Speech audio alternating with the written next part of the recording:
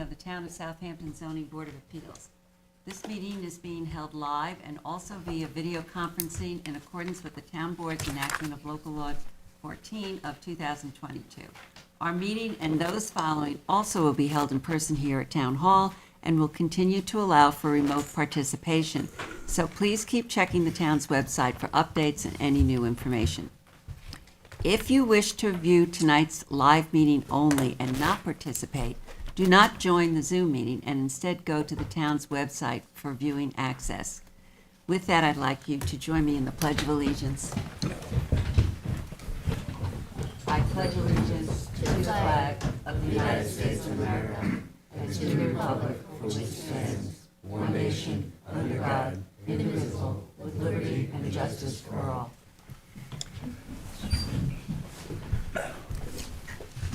For those of you with us tonight, in case of an emergency evacuation, please exit through the rear doors of this room to one of the staircases across the hall and continue downstairs and out through the main entrance. Do not attempt to use the elevators during an emergency evacuation.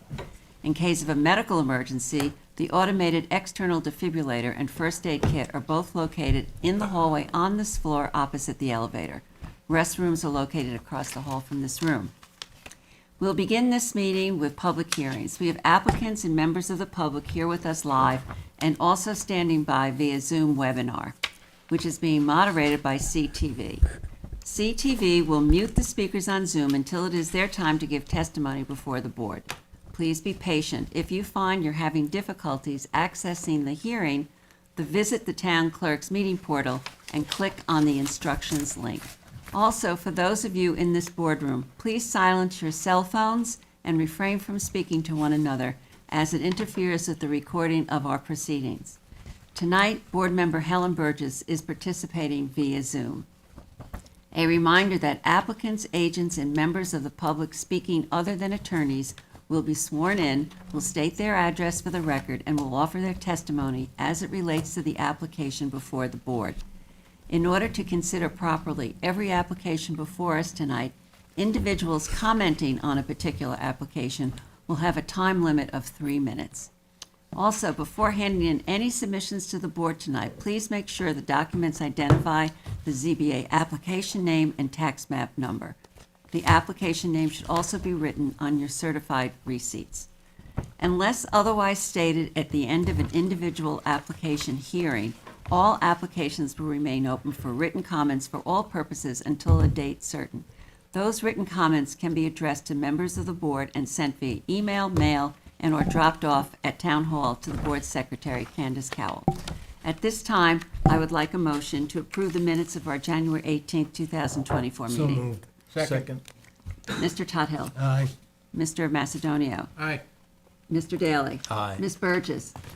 Aye. Chair votes aye. Motion's approved. Keith, would you take us through the agenda? Okay. As far as the agenda is concerned, we'll go right to item 5 on the agenda, which is West Hampton Boat Works and Storage LLC. I'll move to adjourn that to our March 7th meeting. Second. Mr. Tuthill. Aye. Mr. Daly. Aye. Mr. Macedonio. Aye. Ms. Burgess. Aye. Chair votes aye. Item 7 on the agenda, which is Clearview LLC. I'll move to adjourn to 4-4. Second. Mr. Tuthill. Aye. Mr. Daly. Aye. Mr. Macedonio. Aye. Ms. Burgess. Aye. Chair votes aye. Item 8 on the agenda, which is Brian Farrell, 11 Robbins Lane. I'll move to adjourn that to 4-4. Second.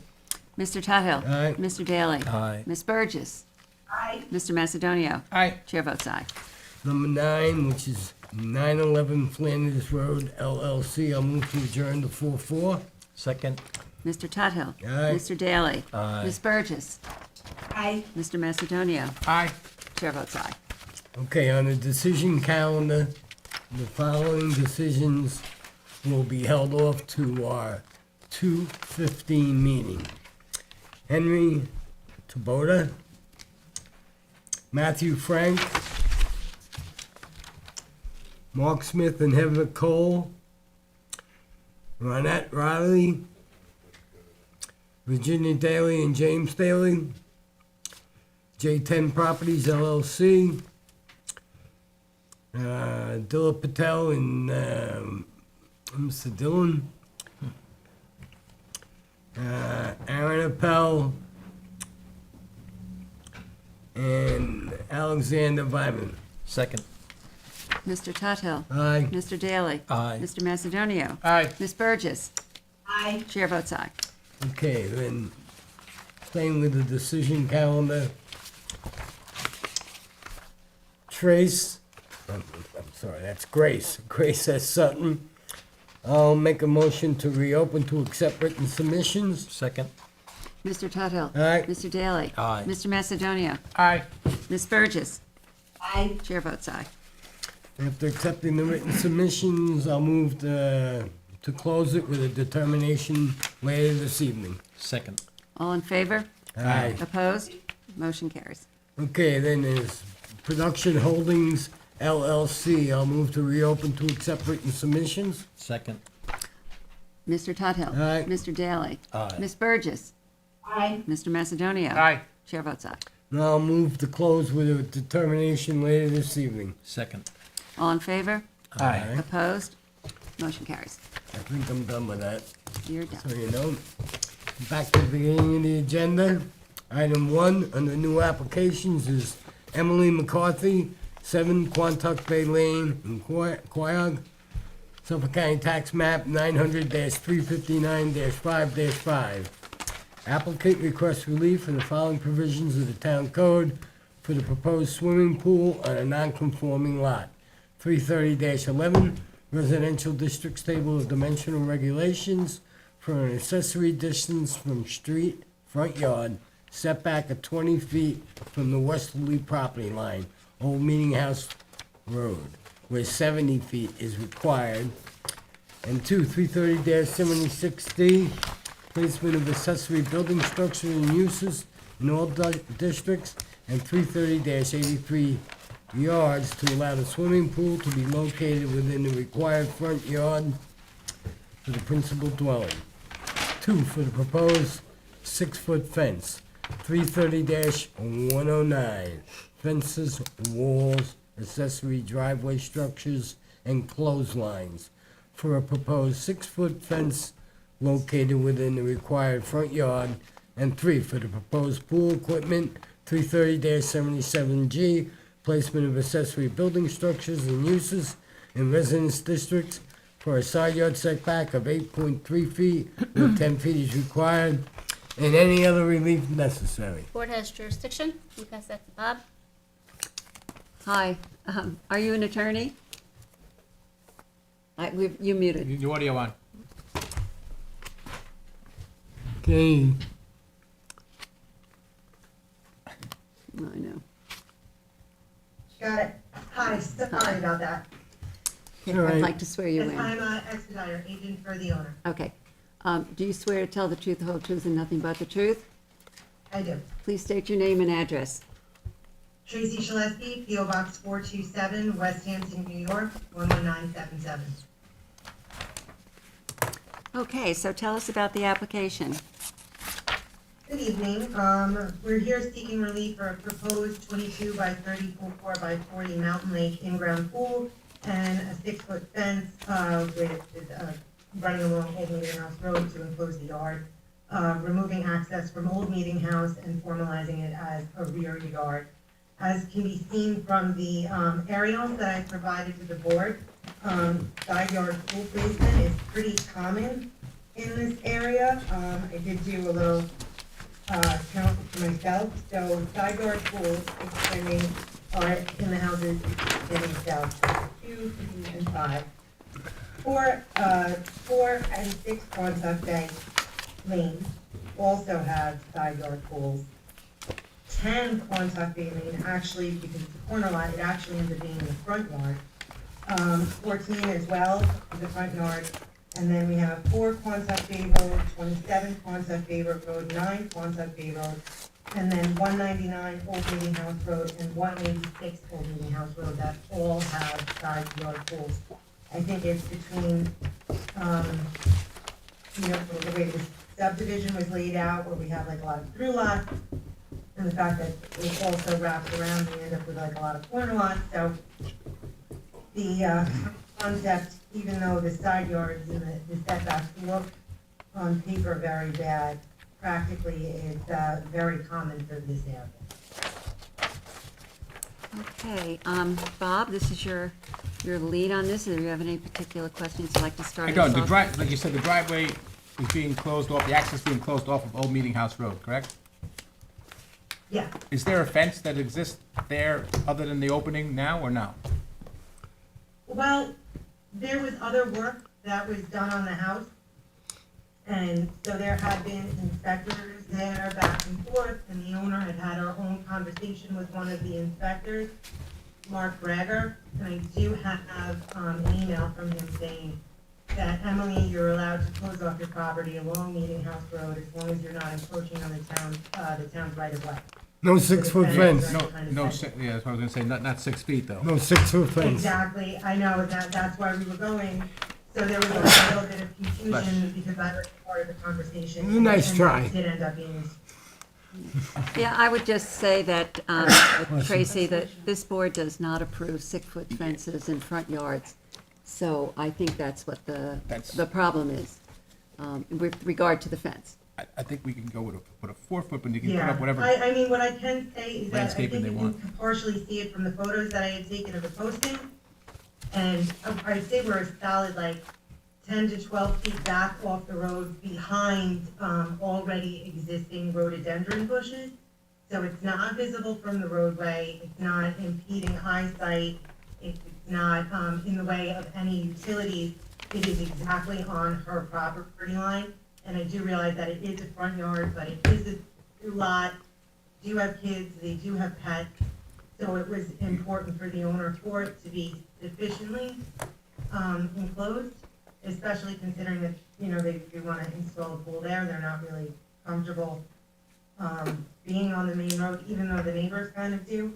I think, you know, like looking around the neighborhood the way I did, and looking at the aerials, you know, there's some questionable pool safety issues. Just don't know about the 6-foot fence. Right. Make a 4-foot fence, and Right. if that's a problem for the family, then don't build a pool. No, I mean, like, as far as other people coming onto the property. I mean, they're observing all of the proper required, state-required pool safety measures. However, they, you know, they were uncomfortable being on a main road, and that's why the 6-foot fence is installed along there. They could put the 4-foot fence and then put whatever evergreens or they have to put in front of the fence or on the inside to close it off, but I don't think we're gonna get enough votes for a 6-foot fence, if any. No. Right, I mean, that generally has been a very strong position of this board. So I think that you're gonna have to go back to your client on that one. It's unlikely to get an approval. And I understand what their question is, they don't want people hopping the fence, jumping in the pool. But I think Mr. Macedonio made a good suggestion, you know, what you can't accomplish with the height of the pool fence, you could accomplish with plantings and some other kinds of Yeah. protective measures. The Well, rest, like I said, she thought it was gonna be okay because there are existing, you know, substantial rhododendron plants right along Meeting House right there. Well, just So- go back to her and tell her it's not okay. yeah, That's all. the rest, Plain of I'll it- just go simple. back and Plain and ask her simple, to that's all. cut it down. the rest of it I have no issues with other than the 6-foot fence. Okay, I can go back to her and ask her to cut it down to 4 feet. Yeah, I haven't seen a lot of people jumping fences to go for a swim. It's possible, but. In this area. I don't know, I was a kid around here and I did have a couple of fences, but it was back in the. Well, we're glad Well, you you grew shouldn't up. have. We're glad you grew out of it. I wouldn't We're admit that. safe. We're safe now.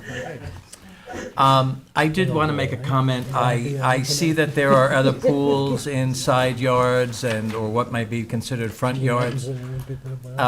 But I don't think I see any that are 20 feet from the road or front yard. I think that they've placed this in, you know, all of the other ones are kind of in line with the house. From what I'm seeing, is there any opportunity for them to move that further away from Old Meeting House to, I know they have two front yards, but going from 70 to 20 is a significant, Well, the way that significant relief. the lot is laid out, it is kind of difficult to move it perfectly to the side of the house the way the other houses have it done. I suspect that they were built with a pool, or at least a pool in mind. The way our house is laid out, the driveway that extended from Quonset Bay Lane to Meeting House Road is exactly next to the house. And I see that's that. also where they have their garage. So they would have to remove their entire driveway that gives them access to be able to pull their car into the garage to put the pool there. I So- mean, they did try to pull it as forward as possible because, you know, Meeting House, it's not busy, but it is a relatively busy road. They don't want to be that close, but we have a CO shed, 12 by 14. And the driveway with garage access right there as well. So, I mean, you can see from the survey, they did try to get as close as they could to both the house and the, you know, the driveway that they're gonna keep. But, to Okay. do it anymore would handicap their access to the garage. Are they wedded to the free-form pool, or would a different configured pool perhaps pull it back I from? think she does kind of have her heart set on this shaped pool. Right, it's 22 feet. It's 22 by 34 by 40. The shape of that is actually Yeah. a self-created hardship. Well, I mean, the depth portion, I mean, if you did a 20 by 40 there, that would, 16 by 32. 16, 20 by 40, you can fit a 20 by 40, just configuring it different on the lot wouldn't have the same setback relief you need. yeah. I mean, this is definitely self-created, wanting to have this shape of pool. And, so what setback would you like to see from Meeting House Road? What would the board be I'm not, comfortable with? I'm not prepared to give you a number that we're okay with, because this is a variance request and we don't negotiate here, but it's a lot of relief, in my 1 of 6 opinion. And I'm asking if there's anything that your owner would be willing to do about that to reduce the amount of relief that they're requesting. Well, I think, you know, maybe if we shifted the layout of the pool, perhaps we could probably gain another 5 feet, making it 25 feet from Meeting House Road. If we shifted the shape a little bit so that bump out is like a little bit closer to both the driveway and the corner of the house. That would be better to me. I mean, again, our job is to grant as little relief as possible if we're going to grant it. So I don't know if it matters to the other board members. You could, Well, I think, you're obviously burdened by having 2 front yards, but I do think that a different configuration of the pool should be considered, and, trying to set it back a little further from the road. And since you're going to be going back to talk about the 4-foot fence, I would just suggest that perhaps you talk to the applicant about that as well. Is that, Just put a 16 by Yeah, I can 32 go back to pool. them and speak to her about that. So, and it doesn't have to be 20 by 40, it could be 16 by 32, which would be, perhaps even more Well, favorable. I think she was kind of, the freeform leak allows you to have a little bit more interesting of a bottom than just the usual steps down to, the 3 feet with the severe drop down to 8 feet. She wanted something more comfortable that you could ease your way into. That was the idea of having the freeform shape, Okay. is to have like, Well, there are ways to accommodate that. I have a question. okay. So I'm wondering, I'm not in favor of the shape of the pool. I'm more in favor of a regular rectangular pool for several reasons that relate to environmental issues too. Yeah, and you could put a cover on a rectangular pool, and you couldn't put a cover Oh, well, she would have a cover that, you know, the loop block covers that go over it in the winter. They make them in all shapes. Sounds like a case of she wants what she wants. That doesn't work for the board, you know what I mean? So you need Oh, I to go. wasn't saying that she wants what she wants, but I mean, you know. I didn't say you said that, I said that. Oh, John, you had some questions? Yes, I'm just wondering, I'm looking at this and it's almost a kidney shape, but I'm wondering if it could be turned. Mickey Mouse. If it could be turned on the lot to increase the setback that you have and have that have it appendage. extending lengthwise rather than. Exactly, short. exactly, Okay, and put yeah, I that think closer. that could definitely work. Put that further down. I mean, I don't know what that will do with your setback, the 28.7 foot setback to the northeast, but I think we could probably shift it, maintain the 28 and also increase our setback from Meeting House. yeah, I'd like to see I a think we can wider make that work. setback. I do understand, though, that this is, you've got a property that's burdened with two front yards. It's a 70-foot setback that's, you know, almost draconian in this situation, but, and I would like to give relief, but I would like to see a little less relief. Okay, I think I could go back to Emily and say if we shifted it so it was more lengthwise than depth-wise, I think we could make that Yeah, work. thank you. Thank you. Okay, did you happen to see the comments from the building department On the Which shed. one? on the shed? It says, with respect to the 12 by 14 frame shed located 55 feet from eastern property line shown on survey prepared by Wix, last dated October 18, 2022, said shed does not comply with the required accessory front yard setback. However, it's been I believe that determined. we discussed that and it was Okay, PO'd. so you did see it and it seems to have been resolved. Is that Yes. correct? Okay, I just wanted to make sure.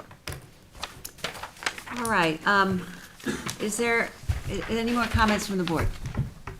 No. Is there anyone in the audience who wishes to be heard on this application of 7 Quantuck Bay Lane in Queog? Is there anybody on Zoom who wishes to be heard? Okay, Bob? Bob, it's yours. This is mine, I move to, do you want to do that by written submission, do you want to hold it open? I think we have to hold this Hold it open. open? Okay. Yeah, give me a chance to go back to the client. And then come back with the pool configuration and different things. How yeah. long do you think it'll take to get the necessary documentation? Not too long, Michael Wicks is pretty responsive, All right, so, probably 2 or 3 weeks. Candace, what do you want to go? to the first 3/7? one? 3/7, the first one in March? Yeah, I would say 3/7. Okay, so we'll hold it open till 3/7, Okay. okay? Second? All right, thank you very much. Second? Mr. Macedonio, Aye. Mr. Daly, Aye. Mr. Tudhill, Aye. Ms. Burgess, Okay. Mr. Leonard. Aye. Chair votes aye. Okay, thank you very much. Thank you. Thank you.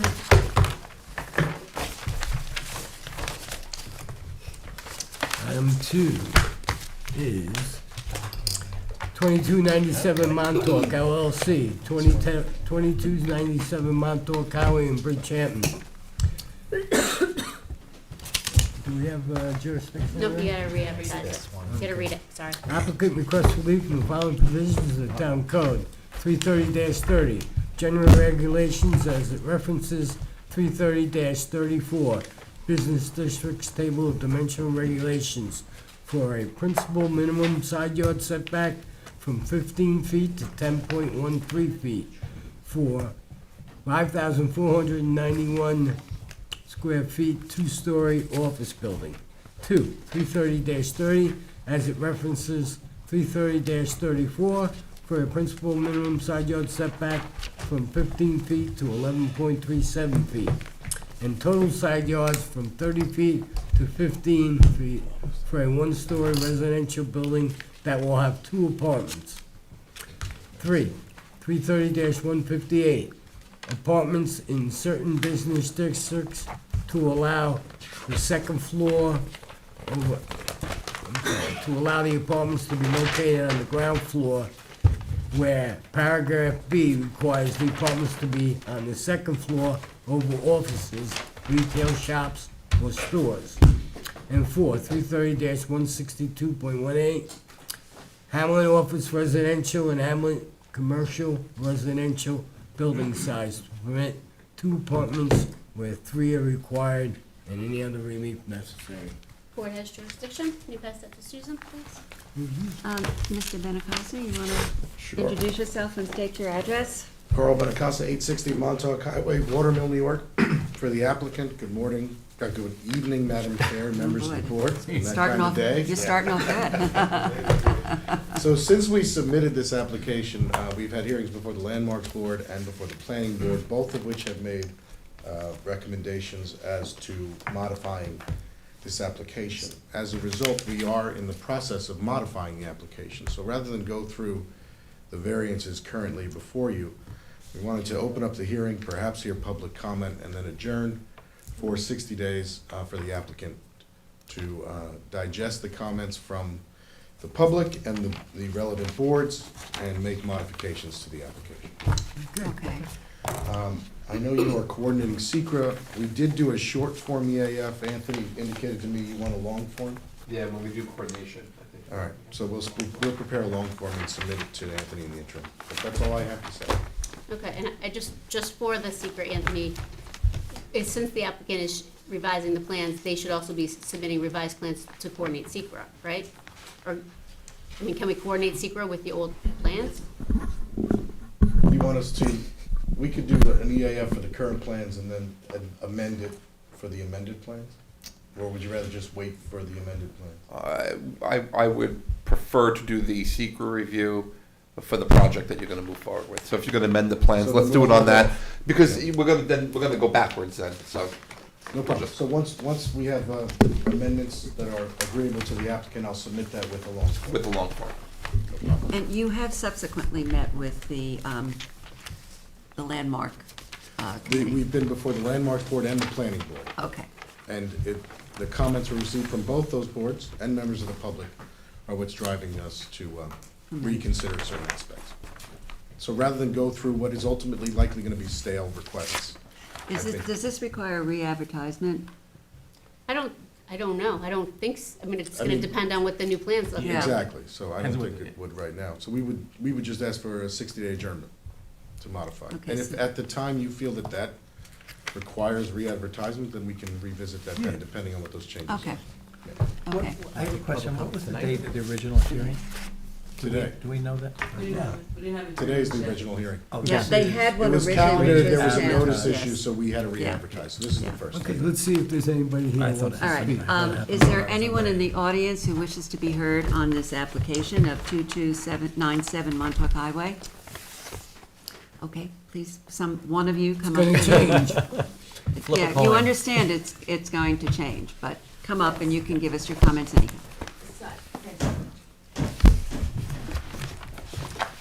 My name is Pamela Harwood. I need to swear you in. My name is Pamela Harwood, address. Yes, go ahead. I live at 371 Woodland Drive in Bridgehampton, and I'm representing the Bridgehampton Civic Association. Okay. Do you swear to tell the truth, the whole truth, and nothing but the truth? Yes, I do. Okay. Thank you. Good evening, ladies and gentlemen. Here we are again at a public hearing for the third Farrell Building in the Bridgehampton Hamlet Office District, where right from the start, Farrell Development Company has submitted a site plan that does not conform to the town's building code for the zone. Today, variances are once again being requested for the members of the ZBA. Farrell realized that some of this might be out of date, but still. Farrell is asking for a special exemption to build a 5,491 square foot office building where 3,000 is allowed. To build over 5,000 square feet, the requirement for a special exemption is that the plan should include 3 apartments on the second floor, including one for a moderate income family. Instead, this plan only includes 2 of the required apartments. Town officials and community members have strongly advocated for the need for affordable housing. This is your chance to demonstrate that the community's need for all 3 apartments is more important than Farrell's having a bigger office building, by rejecting this plan to shortchange the 3 required apartments. Because I don't know whether any revised plan would also want to shortchange those apartments. The pre-submission site plan described an additional 900 square feet for a separate residential building, which would put the total building area over the maximum of 6,000 square feet, which is not even allowed, even with a special exemption. Such a separate building on Church Lane would bring more traffic to that quiet residential street and therefore create an undesirable change. There is not even supposed to be a separate residential building. In fact, the scale of this project will produce an undesirable change to the character of the neighborhood. Farrell's plan also calls for side yard setbacks that are substantially closer to the property lines than are allowed in the building code, and the building and paved areas would go all the way back to Church Lane. These deviations and the variances are not necessary. Scaling back the size of the office building is the answer to staying within the building code. No variances are necessary for Farrell to do so. And now I come to one of the most important factors that the ZBA must take into consideration for the very first time. This property is sited in the new Bridgehampton Hamlet, Bridgehampton Main Street Historic District. Therefore, a certificate of appropriateness will have to be issued by the Landmarks and Historic Districts Board before the ZBA can grant any variances. The Historic Districts Board has already submitted their comments, and they indicate that the variances being requested are counter to the board's intent in creating this new historic district, including excessive scale, setbacks that would put this new building too close to the neighbors, a contributing resources next door, and the separate residential building that would not be in keeping with the other houses on Church Lane. In conclusion, all the difficulties for which Farrell is requesting variances are self-created. He cleared all the trees on this property and demolished the former historic home that used to be on the property to give himself a vacant piece of land. So that's what he's starting with, a vacant piece of land. He can easily build an office building that includes 3 apartments on the second floor without being given any variances. Thank you so much. Okay, thank you. Katie, clarification. Do we have to get this certificate from the landmark before, only before a building permit is Correct, issued? correct. Not There's before- actually- Not before, Ms. Harwick, I just wanted to clarify a point that you had made. Yes. The fact is that this board can grant variances. However, the building permit cannot be issued until the COA is presented to the building department. for clarifying. Yes, so it's not, it's got nothing, we don't get necessarily held up by that. And I'm correct Yes. on that, yes. Yes, Okay. there's actually nothing even in the town code that even requires the referral to the Landmarks Board. I mentioned it to the applicant, because the Landmarks Board had reached out to me, and they were like, this is in the new district, and so I had said to the applicant, will you please bring this to the Landmarks Board, because it's appropriate. It's not required, but it's appropriate, and so they did. It was actually a member of the planning department who told me that. It's a microphone. Yeah. Oh.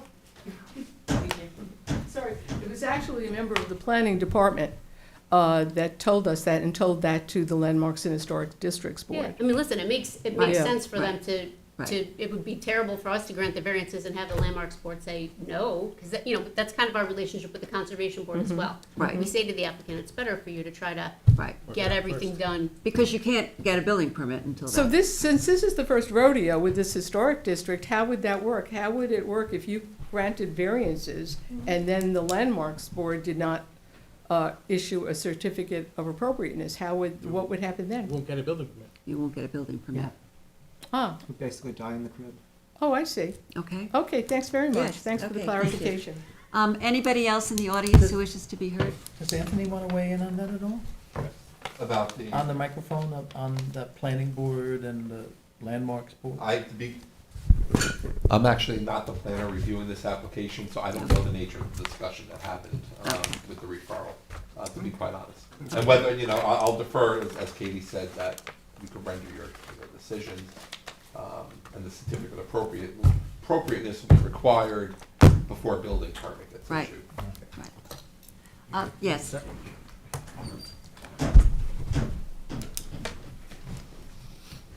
Are you an attorney? No, Okay. Do you swear to tell the truth, the whole truth, and nothing but the truth? I do. please state your name and address. Peter Fader, 371 Woodland Drive. I'm the treasurer of the Bridgehampton Civic Association. I'm sorry, Peter, your last name Fader, F as in Frank, E-D-E-R, is? A-D-E-R? F-E-D-E-R. Okay. Everybody says that. I'm not in favor of the board granting any of the variances requested by this applicant. It's located in the Bridgehampton Historic District. It's clearly out of scale with the character of the area. It would result in loss of open space and will negatively impact our historic hamlet. The present proposal is too large for the space, which is why the application has come before the board asking for relief. The proposal should be reduced in scale so that's to conform to the existing codes with no relief granted. Clearly, this hardship has been self-created by the applicant due to the sheer size and scale of the project. In closing, I'd just like to note, having come to these hearings for several years now, that a lot of ordinary citizens in this town have had to go out and hire high-priced attorneys simply to ask these various town boards not to change the laws on the books, but to merely enforce them. Now, I know in New York State that everyone is entitled to seek relief, but that doesn't necessarily follow that the boards have to grant the relief. Thank you. Thank you. Okay, is there anyone else in the audience? who wishes to Can I speak? ask a question of the applicant? Sure. Is there any plan in the future to increase the number of apartments to 3? That's one of the things being considered. Okay. They're gonna come back. No, mean, I they're understand that. obviously- I'm yeah. just asking right now if that's a possibility. Well, we'll be very interested to see what the changes are.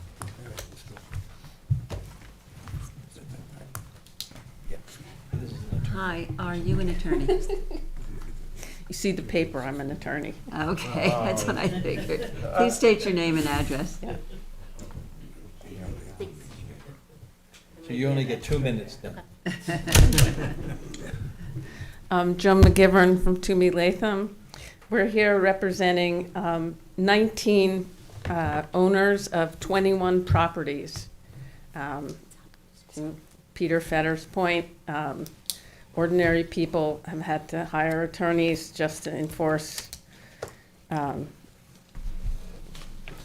their ordinary requests that the zoning law be respected. Specifically, our clients are adamantly opposed to the present proposal, which wasn't presented, but it proposes to have commercial vehicular ingress and egress from Church Lane, which is a residential street lined with historic and traditional single-family homes.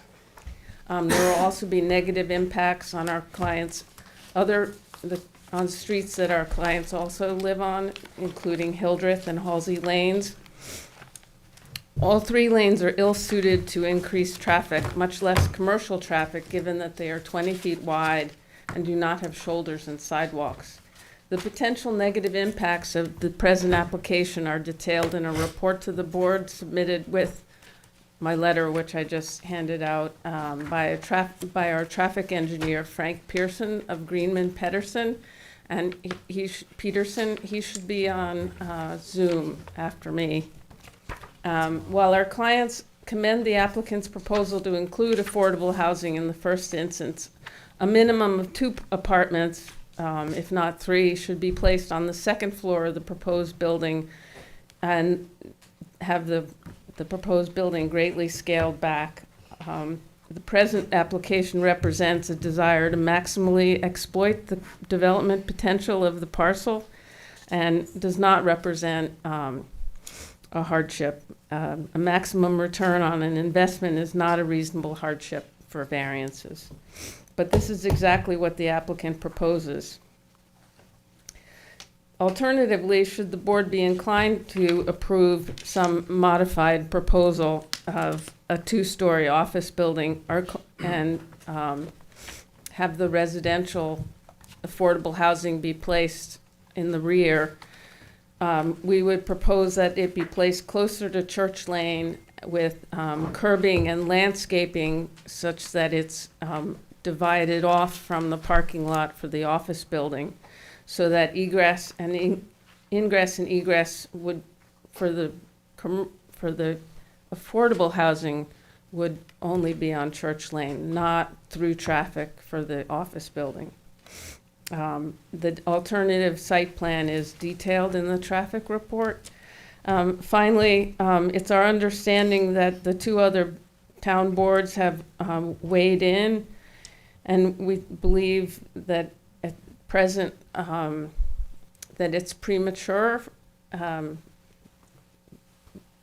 even if 60 days passes before the planning board has had an opportunity to do its pre-submission report, as well as having the landmarks board weigh in. I think I'm Okay. under 3 We minutes. don't expect a decision in 60 days. We're coming with a new application No, in we 60 days. understand that. Obviously, you wouldn't issue a decision unless the planning board has issued Right, its we would referral wait for the comments. planning board Yeah. input. And as I said, we're looking forward to what the revised application will look like. Yeah. I don't know if. I'm going to ask in a Frank Pearson second. is I'll on? ask in a Yeah. second. Is there anyone else in the audience who wishes to be heard on this application? If not, is there anyone on Zoom who wishes to be heard on the application? Okay, Thank you, Council.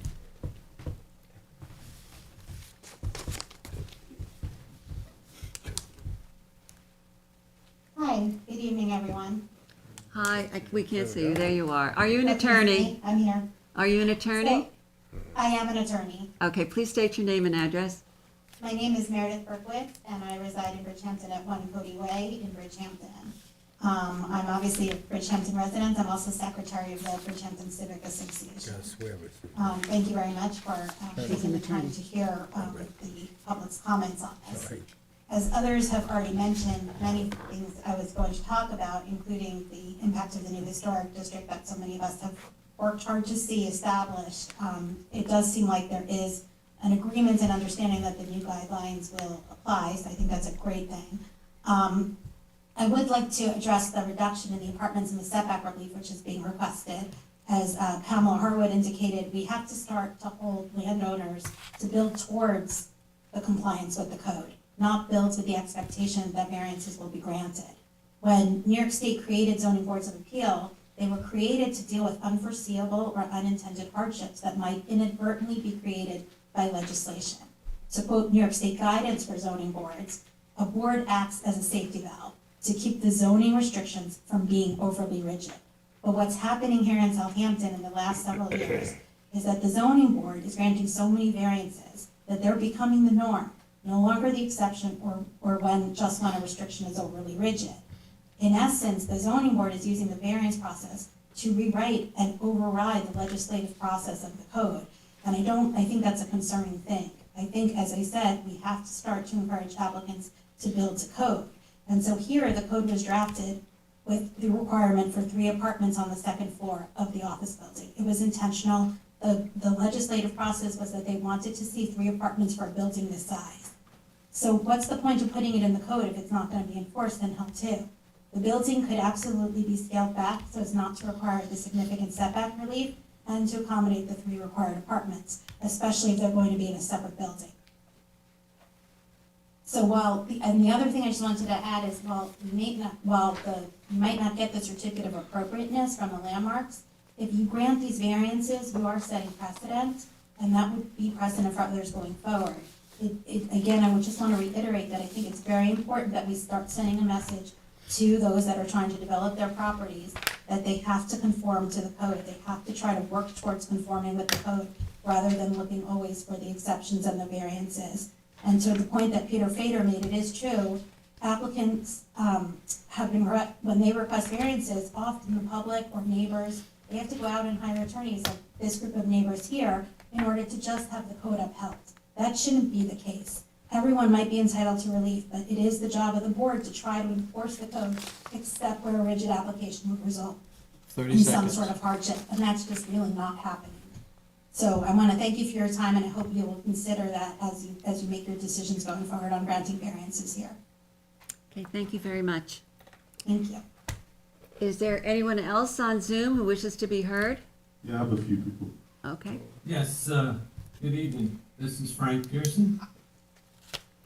Frank, are you an attorney? I am not an attorney. Okay. Do you swear to tell the truth, the whole truth, and nothing but the truth? I do. Okay, please state your name again and your address. Sure, it's Frank Pearson, Pearson, and my business address is 325 West Main Street, Babylon, New York. Okay, Frank. Let us have your comments. Thank you. Again, my name is Frank Pearson. I am the Director of Transportation Safety for Greenman Peterson. I've been a professional engineer for 35 years.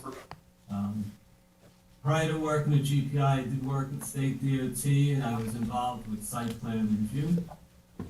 And GPI has been retained to review this site plan and variance applications for the proposed development. The applicant's proposed access plan would allow all traffic, including staff, visitors, sanitation pickup, and deliveries to exit onto Church Lane. The proposed site plan would place the internal roadway next to the residence at 58 Church Lane, subjecting that resident to noise and vehicle exhaust in their backyard. Additionally, the applicant proposed placement of the outdoor trash receptacle near the resident's rear yard will create odors and attract rodents, further affecting the resident's quality of life. Clearly, the applicant's site plan as presented is not a compatible use with the adjoining residence. As been noted before, Church Lane is a narrow road approximately 20 feet wide with one travel lane each direction, does not have shoulders or sidewalks, and the land use on Church Lane is mostly residential. The narrowness of Church Lane and lack of shoulders make Church Lane unsuitable for more traffic, particularly commercial vehicles. Moreover, vehicles exiting onto Church Lane that want to go west on Montauk Highway would need to take a circuitous route along other residential streets, including Hildreth Lane and Halsey Lane. Both of these roadways are also approximately 20 feet wide, do not have shoulders or sidewalk. And this would basically create a detour of almost a half mile compared to making the left turn onto Montauk Highway.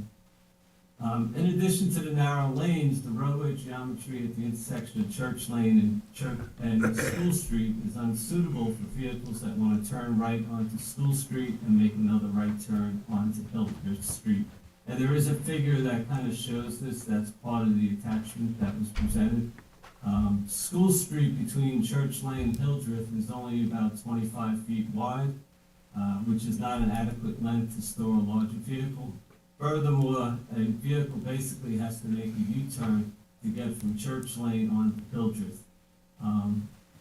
An alternative site plan, which is in your packet also, was developed to separate the office building from the apartment building by placing a landscape buffer between the two uses on the site.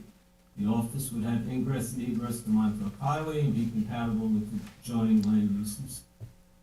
It is understood that NISDOT, New York State DOT, does look to manage access to the state highway. However, as demonstrated, Church Lane is not an adequate roadway for additional traffic, particularly commercial vehicles. Sir, you have about another 15 to to 20 seconds, another 15 to 20 seconds, please.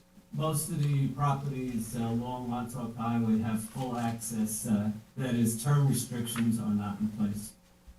In summary, the applicant's site plan would generate numerous negative impacts on the community and just adjacent residents. These concerns can be easily remedied with the suggested alternative site plan that would limit access to Church Lane for the proposed apartments and require the office vehicular traffic to exclusively use Montauk Highway for access. Thank you for the opportunity to speak. Okay. Is there anyone else on Zoom?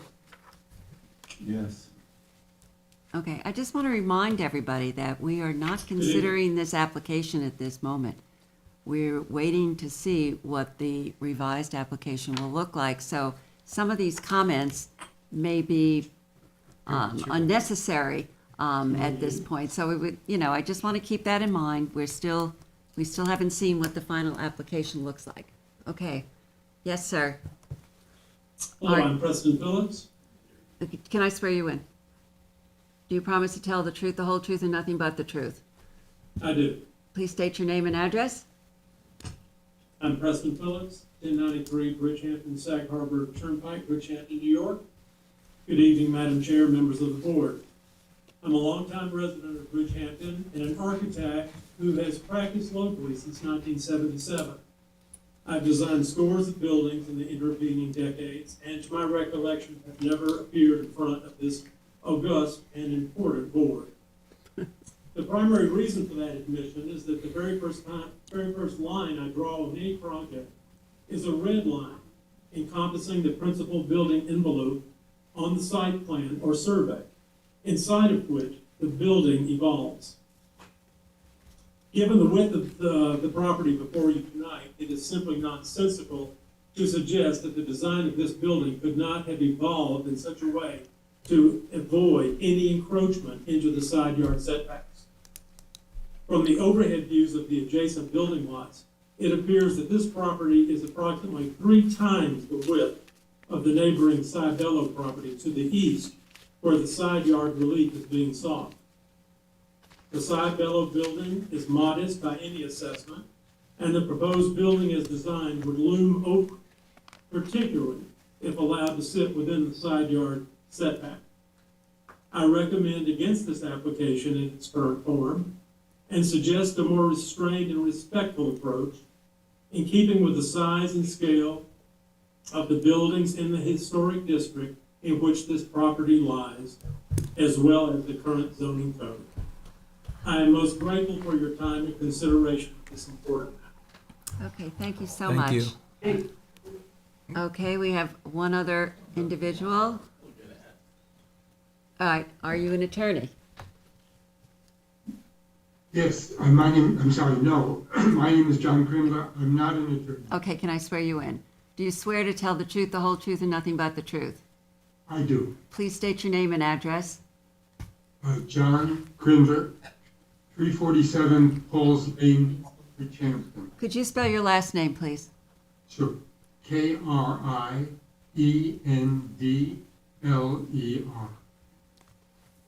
Okay, John.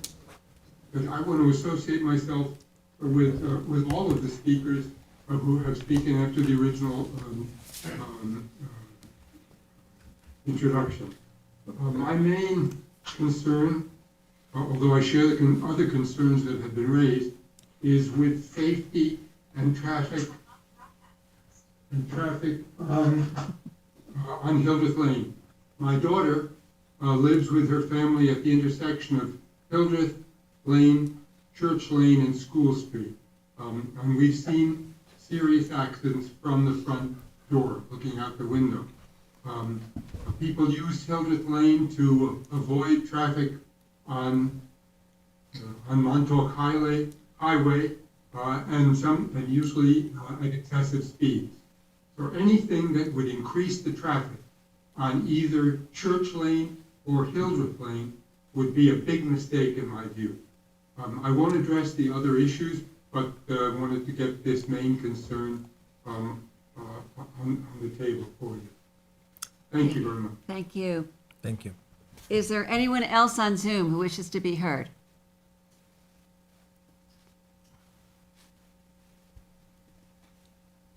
Yes. Okay.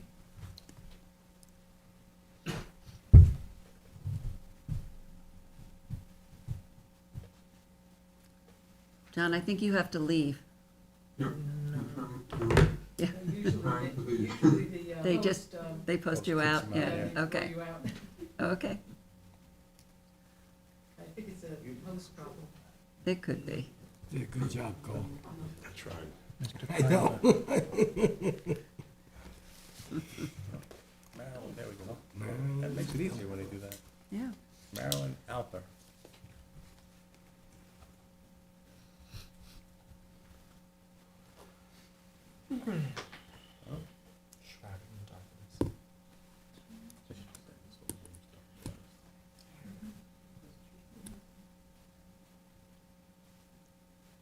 Charles?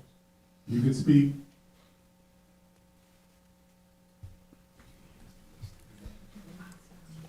Ms. Alper, are you there? I'm sorry, I had a problem to connect Okay. We hear to the you. video, and it keeps going off, but Okay.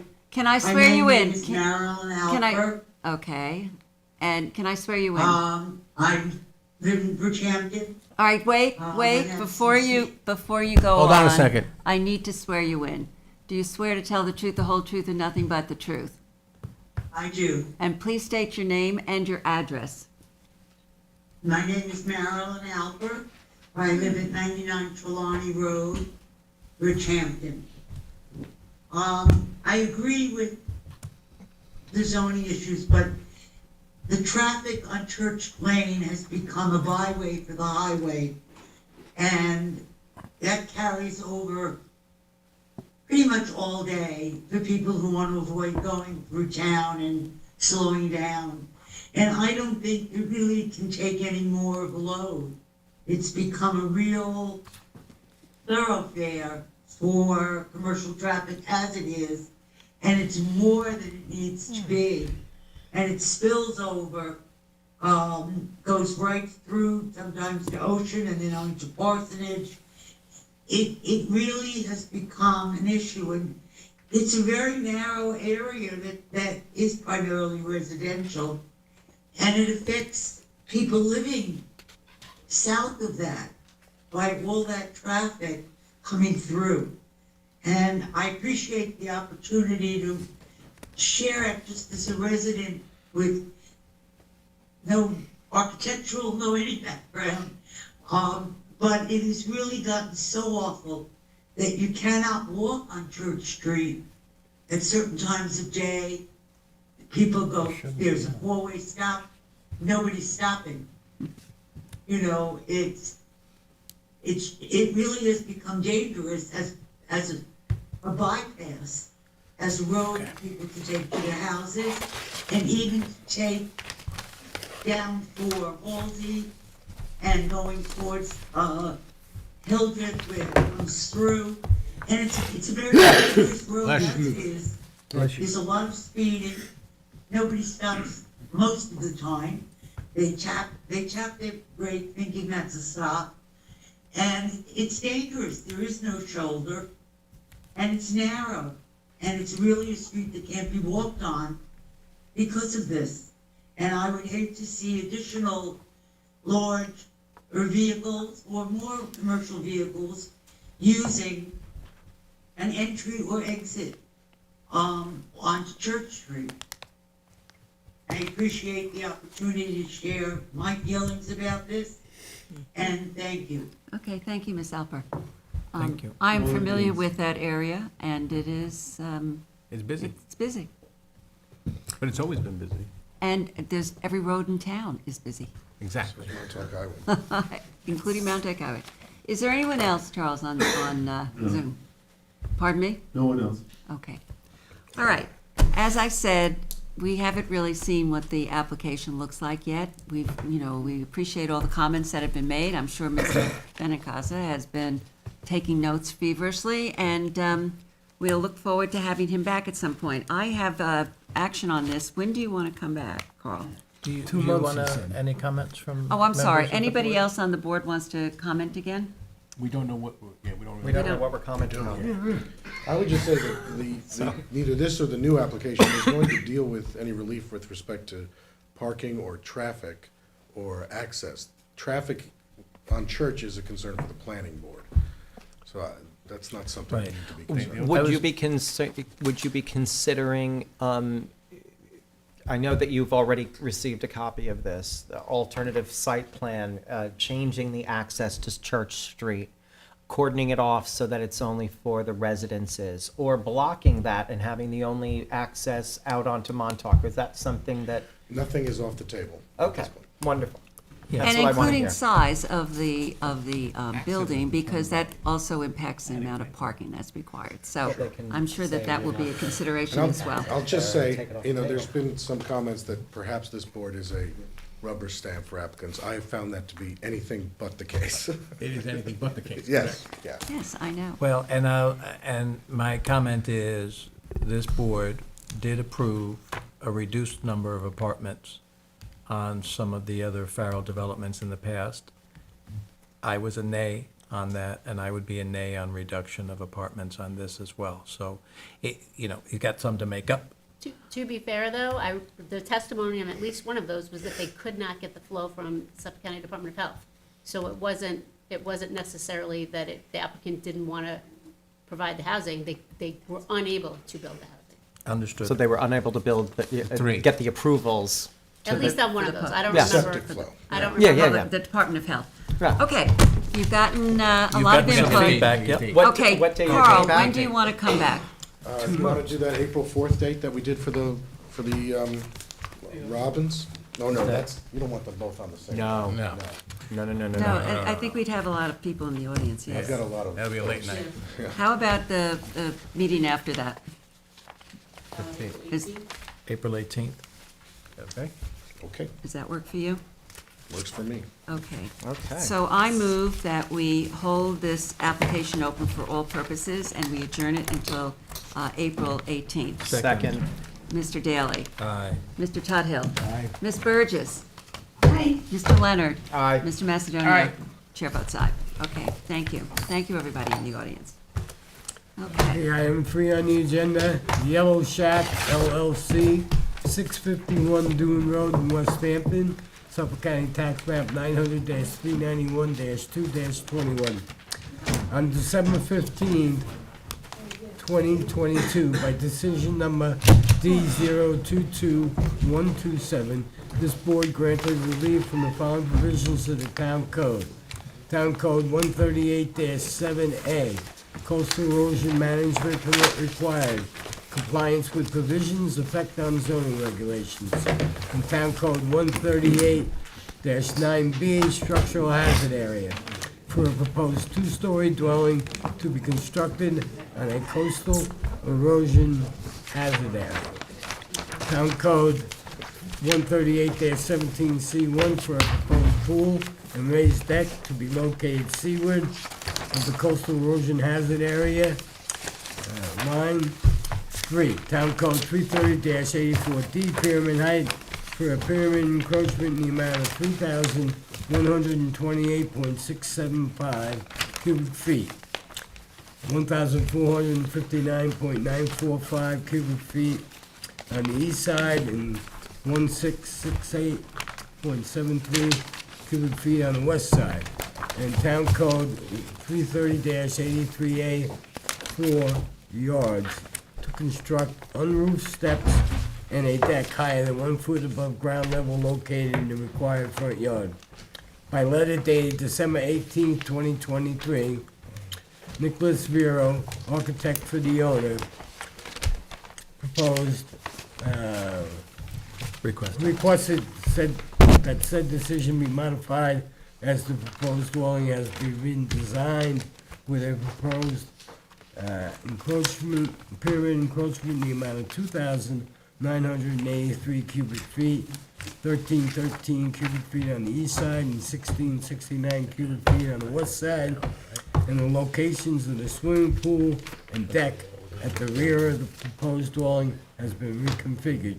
In addition, the deck at the front of the proposed building still requires relief from Town Code 330-83A, 4 yards, to allow the unroofed steps and a deck higher than 1 foot above ground level to be located in the required front yard at the setback of 40.4 feet. What else jurisdiction? That's for you. Lead. Do you swear to tell the truth, the whole truth, and nothing but the truth? I do. And your name, please? Nicholas Vero, architect, 120 Mill Road, West Hampton Beach, for the applicant, the new owner of the property, Yellow Shack LLC. I'm here before this board to ask for a modification to what you've already approved. And I'll just simply start by saying the requests I'm asking for are actually less than what you have approved. Yes, that was duly noted. Yeah, okay, so thank you for paying attention to that. We've also, in the design process, or the redesign process, we kept the footprint smaller, okay? And the reason why we did that is because the septic system that was designed, that the site plan that you approved originally, there was no way that that was gonna work with the health department. So I redesigned everything and reduced the footprint. So I'll just reiterate what the footprint is. The lot coverage originally approved by this board was 12.2%, which was 4,259.3 square feet. Our proposed site plan footprint is 3,778 square feet, which is 10.84%. So it's a net in board's favor, a reduction of 481 square feet. And we did that in order to get the septic system to be approved. We did recently. Because the house is smaller, or because you removed The decking? the house is smaller, the footprint is smaller. We reduced the footprint, again, because the design of the house was such that we were able to make it smaller. We're asking for a smaller pool. The pool that was approved was 648 square feet.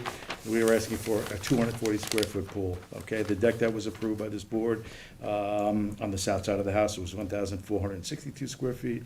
Our proposed deck is 1,365 square feet. So everything that we were asking for is a reduction in what the board has already approved. And what was the footprint reduction again? It was from what The to net what? foot, okay, I'm sorry, 4,259.3 square feet to 3,778 square feet, okay? Which is a 481.3 Okay. square foot reduction. You approved the pyramid. And we came back to you and actually net our pyramid calculations, because of the reduction of the house, are smaller. And that was explained in our request letter that you should all have a copy of. So I think we have I'm just trying to find it on my notes here, I apologize for that. It's a reduction of 145.675 cubic feet total, okay, both sided, both east and west side. So we made an effort to reduce the size of the house. Again, my client wanted a little bit smaller house. We wanted to have a little bit, smaller pool, possibly a little bit configuration of the deck, which, we did if you looked at my site plan and compared it to the site plan that you approved. So net, everything that we're asking for is a reduction of what was approved. Can you And tell that's me the what site modification. plan you're referring to, because I was getting confused. There was a site plan, and the only thing that I had that you referred to, site plan-wise, was a site plan, On this sheet here? yes, Okay, because it was, okay? it was a little tough to read. Mr. Chairman, my problem that I had with this whole application was that you stamped an approved survey from David Right. Fox that just showed the existing house on it. That's what And I was getting confused about, we looked, and that's the only thing that was produced by you guys, okay? Again, we didn't do it, so the survey was approved, date stamped, and I have a copy of it here somewhere, you should have it. So that was a little confusion on my end as I was preparing this application, because there was no real survey that was approved, the only, So the only one I have is the old, and it This says is the approved one. on it, It that's says correct. approved, It says approved. That's the one from 22. December 2022. Yes, Yes, correct, but it okay? doesn't have It what doesn't the- doesn't have the proposal from the previous architect on okay, that, okay, so that's what I was, yeah, so and then we- I was looking at this, and I was going, Right, so I had to refer to this because I'm Okay. assuming that's what you had and that's what you looked at, okay? So if you compare my site plan to their site plan, you'll see that I moved the house off of Dune Road by about 10 feet. all right, where is that measurement here in the, Yeah, and it's hard to I read. I know. believe Read it. it's advertised as 31.9 feet front yard setback, and I think that's what was read by Keith. And then we're asking for a front yard setback greater than that, and I think our front yard setback. For the steps? Yes, for the steps, for the, all right, the it's steps. 40.4. 40.4. And we have a notice from a principal building inspector that there is no setback variance That's relief correct. required for that. But I had to mention it in my cover letter Okay. so that these are Okay. things that you had discussed in your Okay. decision, Okay. okay? Mhm. Furthermore, we did obtain Board of Health approval finally. We did obtain a coastal erosion hazard permit, both to demolish the house and for the construction of the house. But So- for this new house? For the new house, yeah. You have a coastal erosion permit for the new house? Yes, I believe that's part of my submission. I think they did it all as one, demo and new. All right, And where is it? Yes, Correct? You have a copy of that? variance was granted on no, that's, Do we have a copy of it? No, but I think we have it. previous owner received a variance from the zoning board of appeals for a coast erosion hazard permit. The coastal permit, it should be the Right. last page Yeah. of his submission. There, I The see, very last page of the. Oh, got it. yeah. I think that's what you're looking for. And this, let's just see what the date is on this. It's pretty recent. but- November 23. November 23. Okay, so this is the, This is the final. for That was the the, new house, I just know that was the permit that he was just referring to. okay, and that's for the new house. That is correct, that was for demo and new house. Beautiful.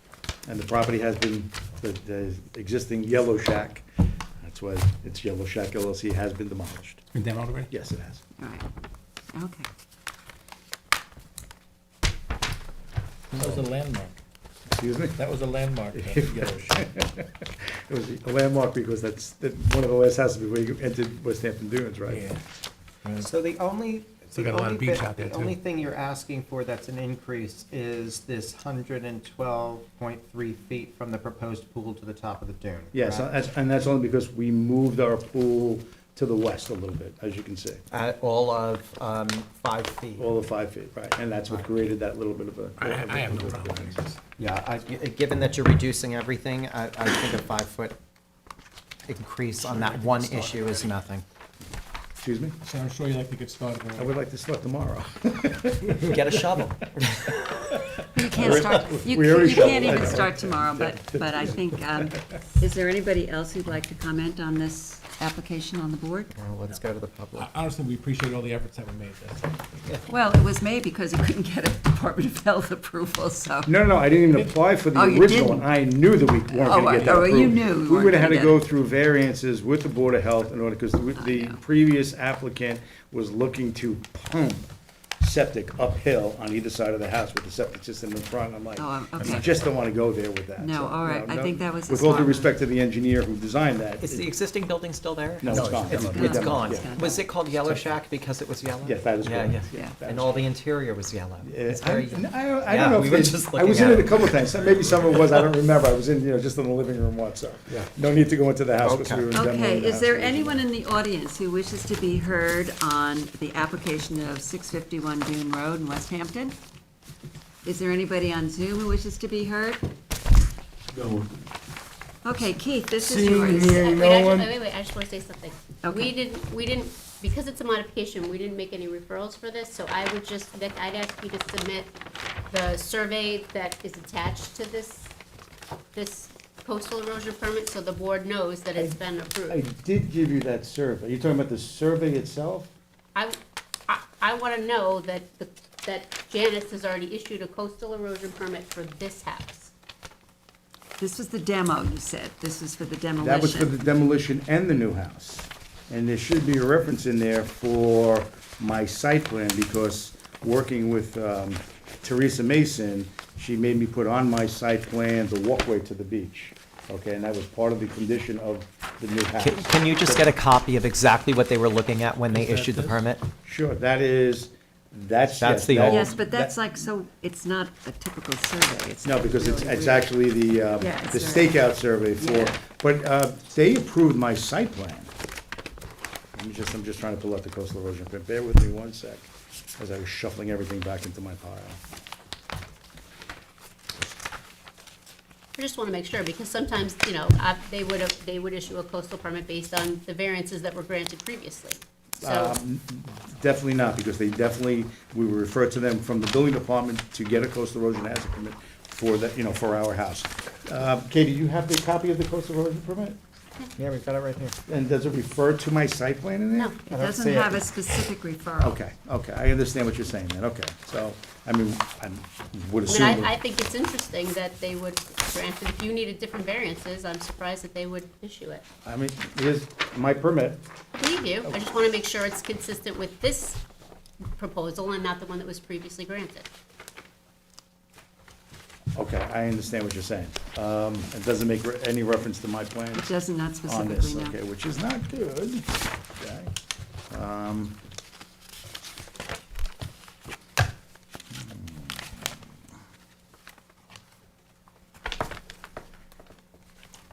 I'm just trying to read fast through this thing. Yeah, you could just submit it. Okay, all right, so I will do that, so. So what is he going to submit, Katie?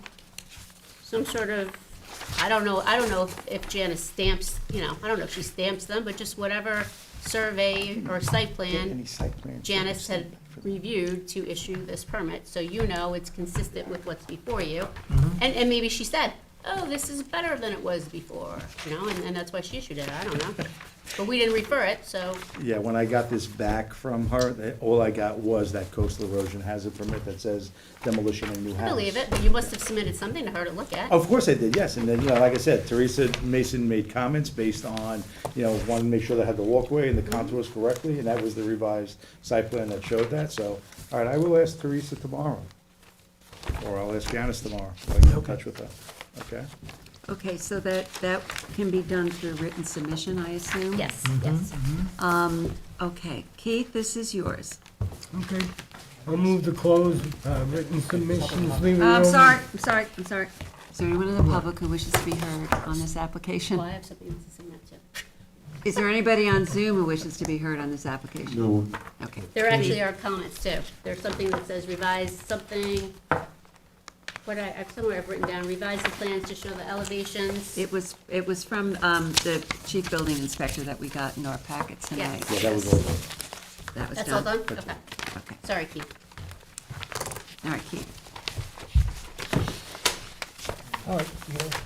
Are we all done now? Yes. Okay. I think so. Okay. I'll move to close written submission on 216 with a determination on 3/7. Second. Mr. Tuthill. Aye. Mr. Daly. Aye. Mr. Leonard. Aye. Mr. Macedonio. Aye. Ms. Burgess. I Chair votes aye. Okay, thank you. Thank you. Thank you, Mr. Duro. Thank you. too. Good night. On the holdover applications, item 4, Brian J. Farrell as trustee of the Joseph G. Farrell Jr. Irrevocable Children's Trust, 1056 Sag Road in Sagaponic, Suffolk County Tax Map 900-40-3-43.1.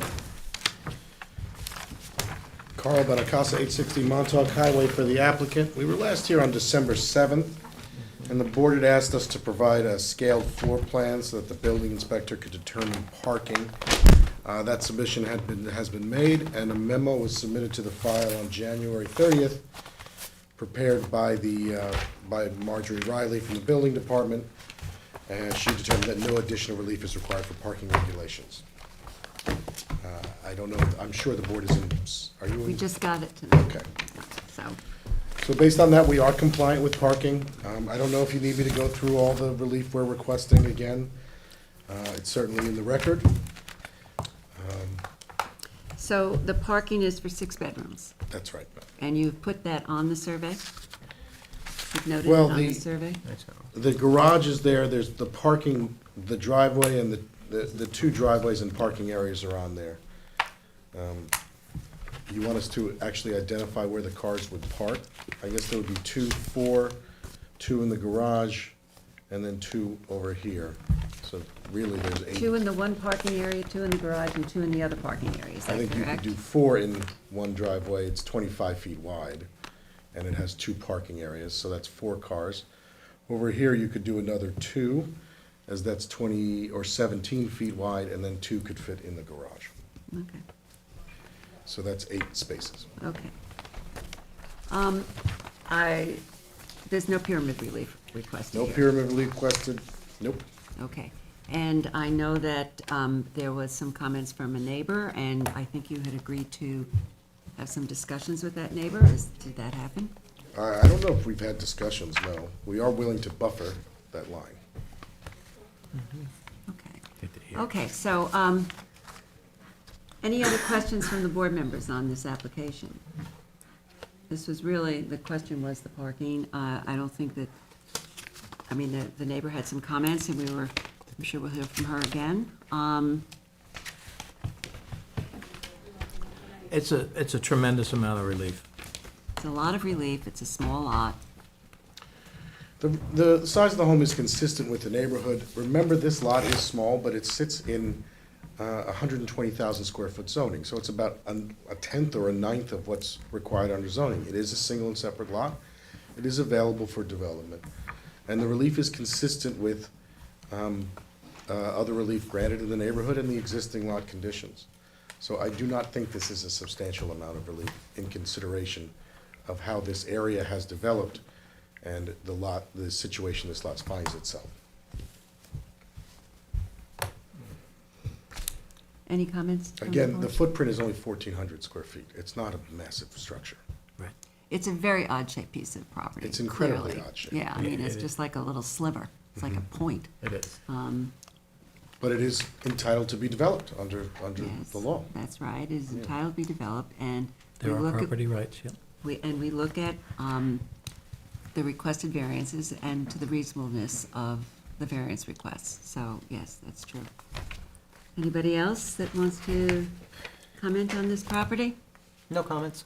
Is there anyone in the audience who wishes to be heard? Please step up to the, Same person as the last time. all right, so I don't need to swear you in again because you've been sworn in. You're Lisa Rosenberg. I am. Okay, thank you. Right, so I'm back to, because I still have an issue with the number of variances being requested. 8 in total, from what I've counted in the description. Nowhere in the immediate neighborhood is there or has there been any kind of development of a property similar to the one that is proposed for this property. And I believe that it's objectionable and a detriment to the neighboring properties to allow the area variance as it is currently stated. And I think it could be accomplished in another way by reducing, fewer, smaller reconfiguration of the buildings and accessories. This property is less than half the size of the property that my home is on. I have a 1-level, 3-bedroom, 2-bathroom house that is under 2,000 square feet. My property is 0.83 of an acre. This is 0.3615 of an acre. It's basically just jamming a lot of things onto a tiny space. And I think that the appearance of it is not going to be very wonderful. And I also feel that Farrell, who is, an extremely prolific and experienced developer, and he basically goes into this property with a self-inflicted hardship. I heard the term used before, it applies here too. And in listening to everybody that's been speaking tonight, it seems that they are all stating things in the same way that I have.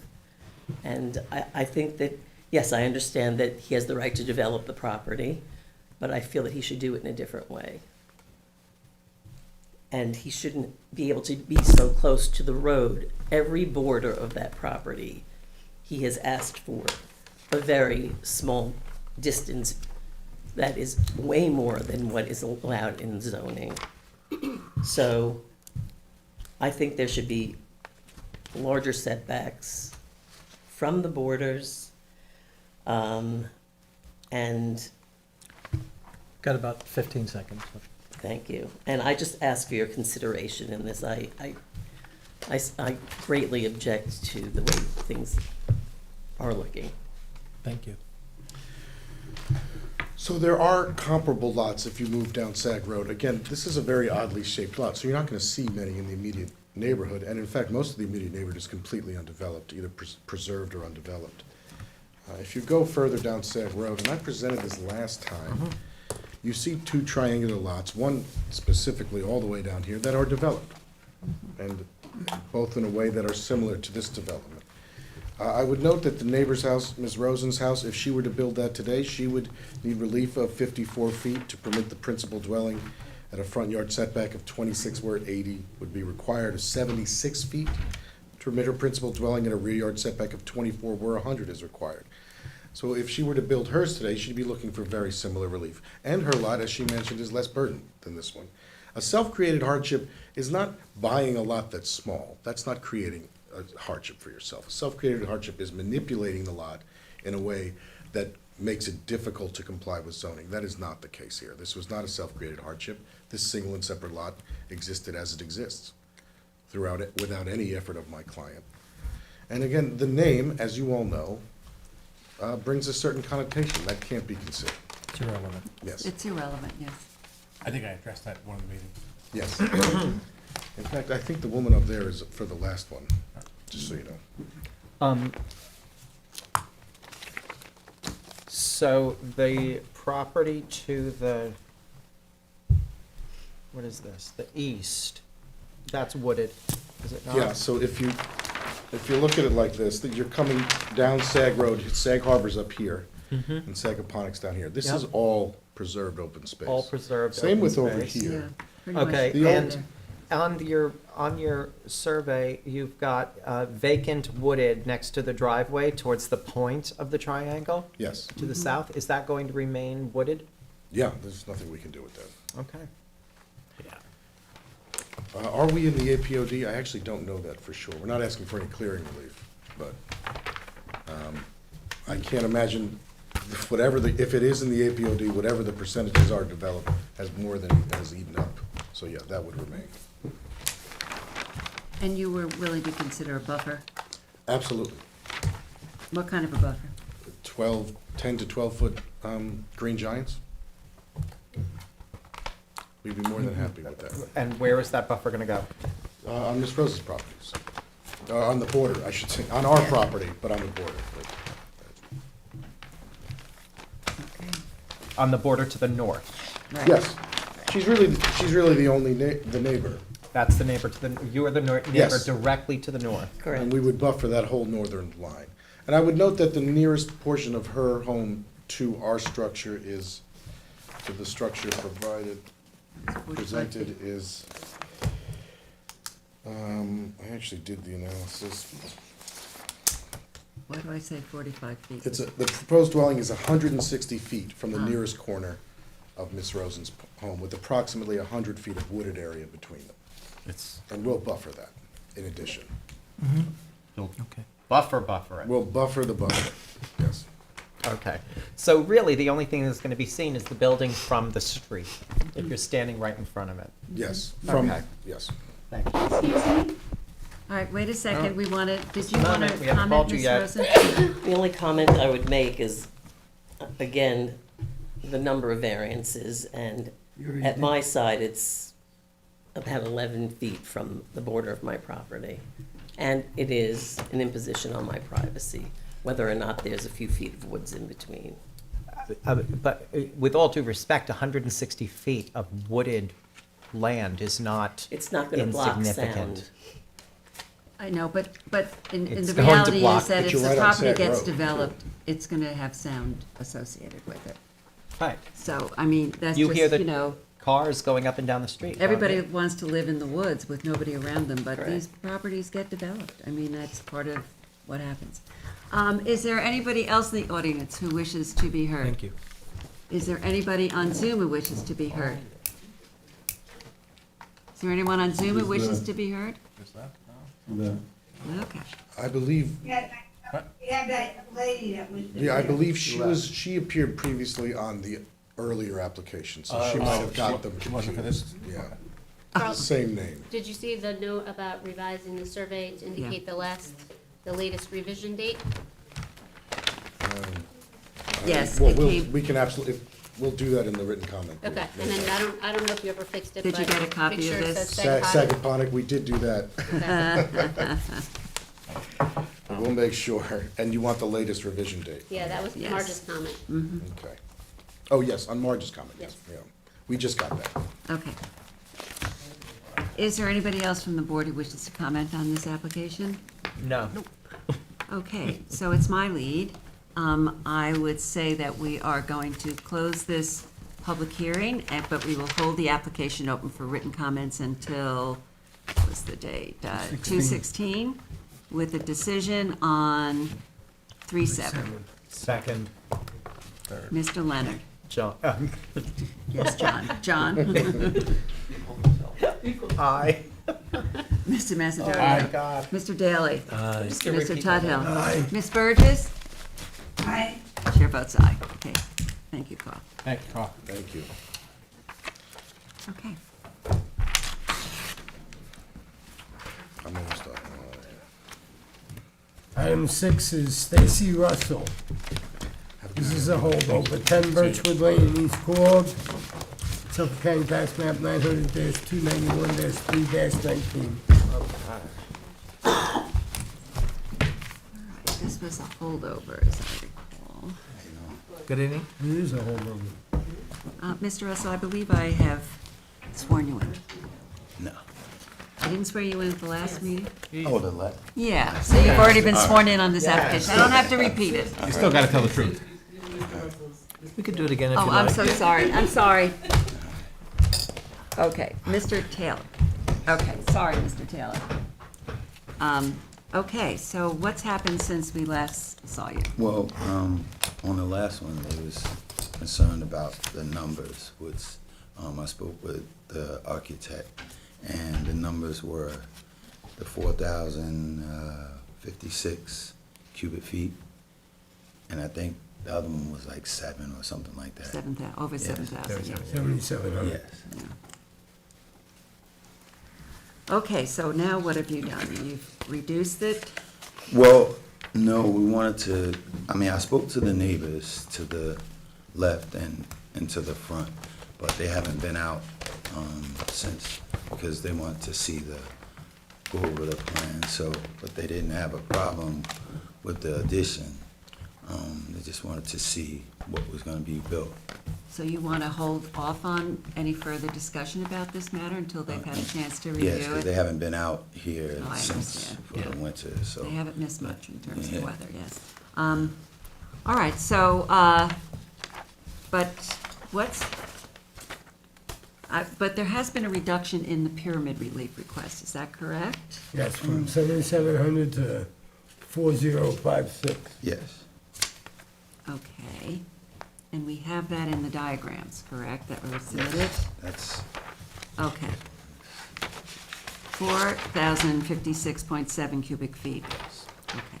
And the, Sounds much better. yeah, it sounds better, but it's still, do we know what the ceiling heights are?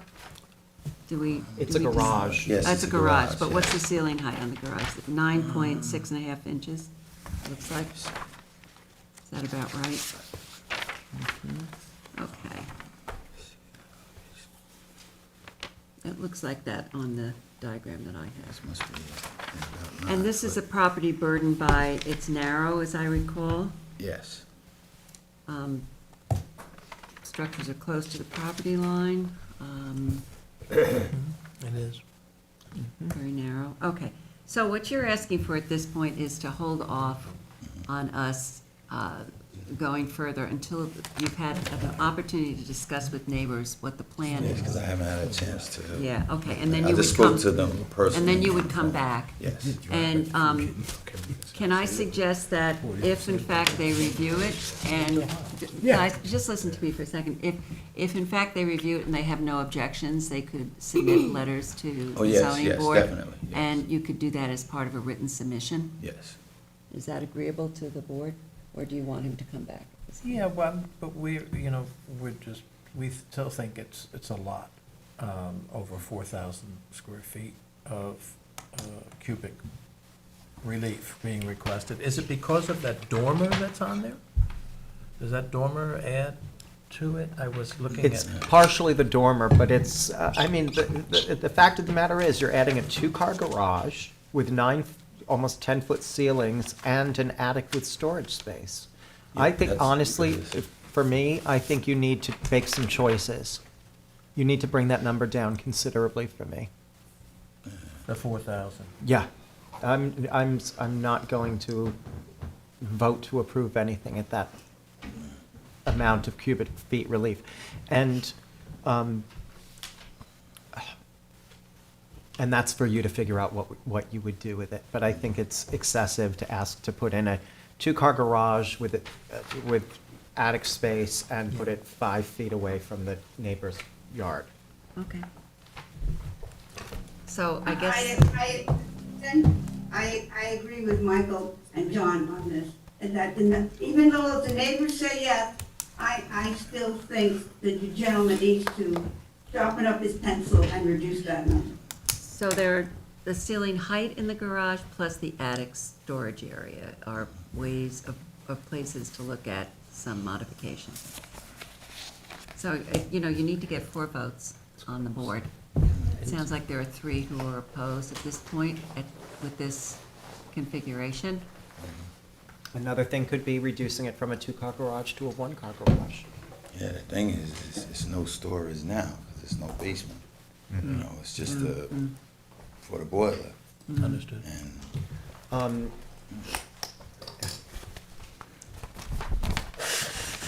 Is that But you dormer do part have of the- quite a bit of land, and do you still have there's a frame playhouse, a frame, and 2 frame yes, sheds? and they're gonna be gone. Yeah. Those are being removed. Yes. Is there anything preventing you from putting storage in the rear yard? You have a huge amount of space in the rear yard. Well, the thing was to have it attached to the house, instead of having it in the back. Right. I understand. It's just more relief than we usually grant. Is the garage gonna have a basement or no? No. Is it just possible, if you put basement in the garage, you can get storage on that? And not have to go up so high. Well, I mean, You understand what I'm if you saying? cut the height from the top, I could cut it down some, Because the pyramid comes, because you're close to the property line, that's where the pyramid's coming in. We generally don't like to look at anything over 4,000, preferably between 3 and 3,500 max. All right. So if you could give that some consideration. All right. Anybody else? Get rid of 1,000 cubic feet, Well, Not that we're giving you any direction with regard to I'm gonna that. leave it open, because he's gotta wait for the neighbors and Okay. stuff anyhow, all I right? agree. Yeah, we should leave it open. So Okay. see if we can get rid of another 1,000 cubic feet at least. At least 700. But we think what you're hearing is that even if the neighbors said, oh, yeah, no problem, there's at least 3 board members that feel like it's too much. So take a look at it and see how you could shrink it. How much time do you think you need? Well, wait a to second. talk I to the have neighbors? to, I have Yeah, I know, to. I could ask him a question. Okay, Can I? sorry, sure. Sure. How much time do you think you'll need before you can come back and take a look at it? want you to ask. Hey, I have to speak to the neighbor, because I don't know when they're gonna come out. Yeah, And I then I have to get back to the Understood. architect and see what. Understood. So, Could be a while. maybe April. But the issue is not the neighbor, the issue is your ability to Yes, lower I that understand number. that. So otherwise, you can do what Mr. Leonard suggests about putting some building, some shed in the back, where a lot of people do, to prevent you having to have such a large garage. Yeah, I think your biggest problem with this is that it's a 2-car garage. I think if you reduce it to a 1-car garage with storage space over it, you would probably fall within the parameters of what we would be willing to approve. And then you could do like a shed in the back or something like that. Or a basement and 1 story. 1.5 or something. Garage. Yeah. Did you want to ask if there's anybody else online or anything? Is there anybody in the audience who wishes to be heard? If not, is there anybody on Zoom who wishes to be Maybe heard Candace would like. on the application of 10 Bridget? Okay. What's the last meeting in April? It's good? Yeah, Yes, after good? Easter, everything. Okay, I'll move to hold it over for all purposes to 4/18. Second. Mr. Tuthill. Aye. Mr. Leonard. Aye. Mr. Daly. Aye. Mr. Macedonia. Aye. Ms. Burgess. Aye. Chair votes aye. Okay, so 4/18. Thank you, sir. Thank you. Thank you. Okay. We have a secret resolution, if I can find it. Wait, I think it's in here. Yep, got it here. Okay.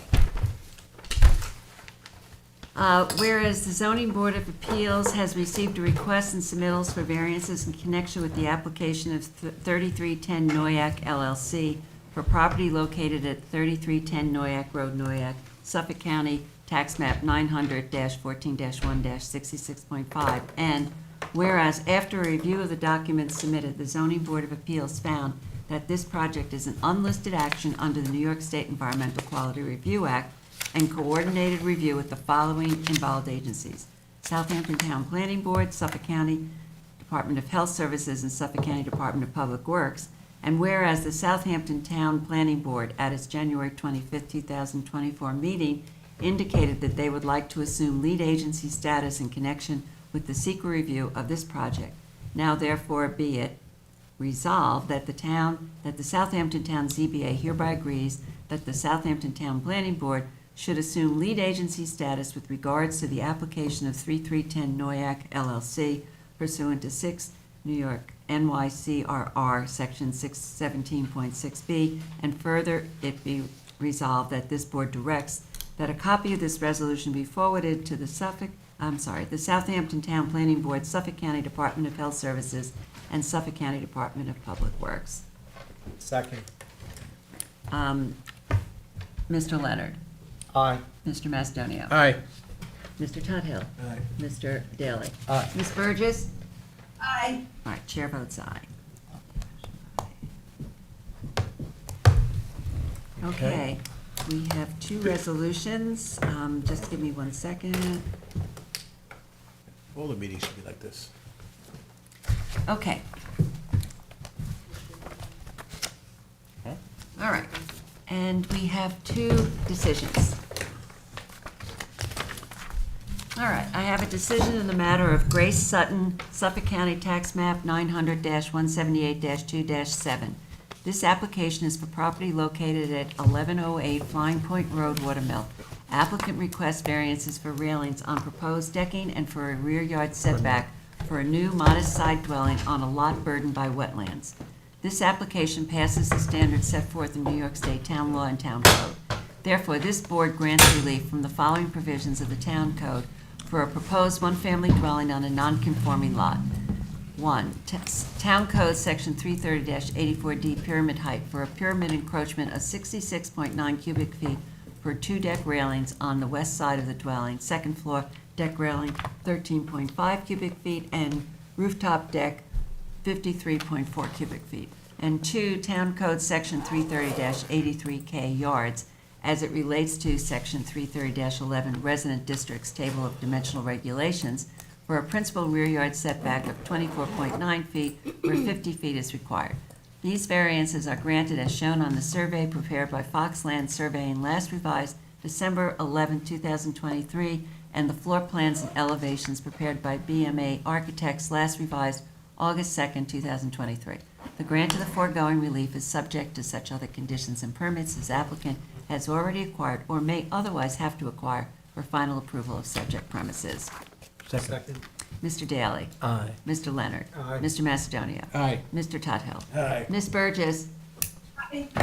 Chair votes aye. I have a decision in the matter of Production Holdings LLC, Suffolk County Tax Map 900-355-2-18.7. This application is for property located at 61 Station Road, West Hampton. It was part of 3 separate applications to legalize a 2-lot subdivision and improvements made to buildings on these lots without the benefit of a building permit. Here, that included the conversion of a pre-existing barn into an apartment sometime around 1979. While this board does not condone construction done without permits, under these circumstances, the applicant passes the standards set forth in Chapter 169. That's actually town code and that 169 was from the last decision. So it passes the standards set forth in New York State Town Law and Town Code. All right. Chapter 169 is the flood zone. Okay. Oops. Correction made. Thank you, Katie. Yeah. Therefore, this board grants relief from the following provisions of the Town Code. 1, for an existing 2-story house on a non-conforming lot, Town Code Section 330-11, Resident Districts Table of Dimensional Regulations, for a principal minimum side yard setback of 16.7 feet where 20 feet is required to legalize the conversion of an open porch to a covered porch. 2, to legalize an addition to a one-story frame barn. 1, Town Code Section 330-11 for an accessory side yard setback of 11.1 feet where 20 feet is required. And 2, Town Code Section 330-115C continuance for an accessory rear yard setback of 2.4 feet where 4.2 feet is existing. And 3, Town Code Section 330-84D pyramid height for an encroachment in the amount of 775.45 cubic feet. 573 cubic feet north and 2.45 cubic feet west. 3, for a deck attached to the barn. 1, small one, Town Code Section 330-11 for an accessory side yard setback of 0 feet where 20 feet is required, and an accessory rear yard setback of 9.8 feet where 20 feet is required. And 2, small I, Town Code Section 330-84D for an encroachment in the amount of 5.4 cubic feet. 4, for the existing AC unit, Town Code Section 330-77G, placement of accessory building structures and uses in residence districts for a rear yard setback of 4.1 feet where 10 feet is required. 5, to legalize the conversion of a barn to an accessory apartment, Town Code Section 330-11.2F, accessory apartment special standards. For the following: 1, for a lot area of 21,958 square feet where 32,000 square feet is required, 80% of 40,000 square feet. And 2, for an accessory yard setback of 2.4 feet where 14 feet is required, 70% of 20 feet. And 3, an accessory side yard setback of 11.1 feet where 14 feet is required, 70% of 20 feet. 4, an accessory side yard setback of 0 feet where 14 feet is required for the existing deck, 70% of 20 feet. And Town Code Section 11.2G1 to allow the size of the apartment to exceed 35% of the total floor area of the principal dwelling, and it is at 57.19%, where a maximum of 35% is permitted. These variances are granted for buildings and structures shown on the survey prepared by Floyd Carrington of Raynor, Marks, and Carrington, last dated July 4th, 2023, and the floor plans and elevations pyramid diagrams prepared by Nicholas A. Vero, R.A., last dated December 14th, 2023. This decision is conditioned upon the following prior to issuance of any certificates. 1, compliance with all planning board conditions, including those regarding the configuration of the driveway and vegetative screening. 2, the removal of the decking from the adjacent property. 3, the legalization of all fencing prior to the issuance of any certificates for the buildings and structures. And 4, such other permits as applicant has already acquired or may otherwise have to acquire for final approval, including all approvals necessary for accessory apartment on the premises. Second. Mr. Daly? Aye. Mr. Tudhill? Aye. Ms. Burgess? Aye. Mr. Macedonio? Aye. Mr. Leonard? Abstain. Chair votes aye. Amen on that one. Okay, do we have a Motion to motion to close? close? Second. All in favor? Aye. Closed. Give it away. All right, everybody have a nice Valentine's Day. We'll be here until the after. Yeah.